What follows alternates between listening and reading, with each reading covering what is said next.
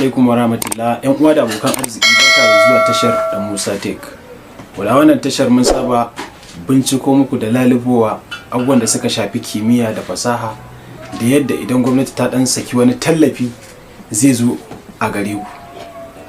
Wanda bai mana subscribing ba a wannan channel din tamu ya taimaka wajen danna mana alamar subscribe da ƙararrawa domin samun ƙwarin gwiwa wajen ƙara yi muku bincike a kawo muku.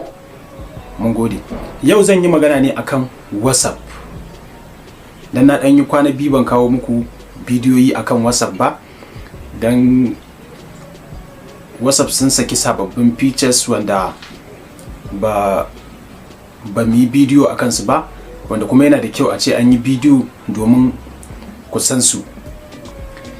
A yanzu zan fara da wata feature ce wadda aka saki sabuwa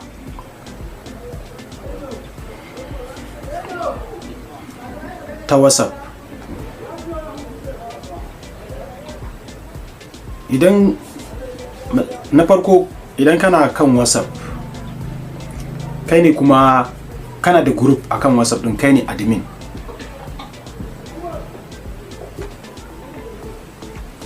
to a cikin da idan wani ya turo sako a matsayinka na admin baka isa ka goge sakon da ya turo ba, amma a yanzu za ku gani ko da wani daban ya turo sako, kai a matsayinka na admin za ka iya goge wannan sakon da ya turo. Misali nake so na yi da wani group nan wurin, ga wani sako nan, wanda ya turo sakon shine Ibrahim, gashi kamar yadda ake gani. To ni kuma yanzu a matsayina na admin wanda ba ni na tura sako ba amma an bani dama zan iya goge sakon nasa.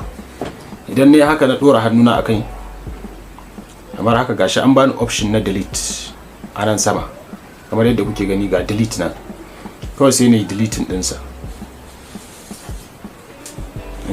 Ya bani delete for me, wato ko in goge sakon kenan. Kawai sai na goge shi, message has been deleted, na goge sakon. Na farko kenan daga cikin features din.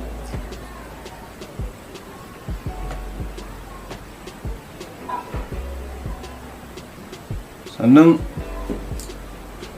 dama an san zaka iya forwarding din sakon wani, zaka iya replying a kansa.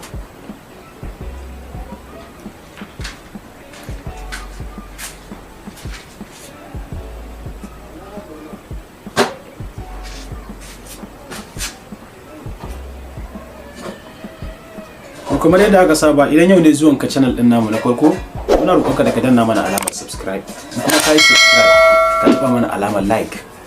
Mun gode.